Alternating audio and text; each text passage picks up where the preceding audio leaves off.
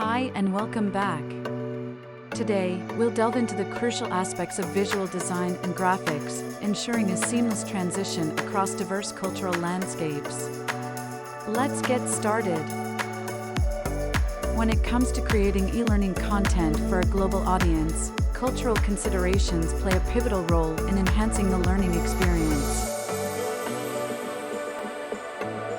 Visuals are a universal language, but they must resonate with learners from various cultural backgrounds. Consider using a diverse range of visuals that are inclusive and relatable to a broad audience. Ensure your e-learning materials are free from culturally specific references that may be misunderstood or alienating. Crafting graphics and images that are culturally neutral requires thoughtful design. Aim for simplicity and clarity, steering clear of elements that could be misinterpreted or hold cultural biases. Conduct thorough research to understand symbols and colors that may carry different meanings across cultures.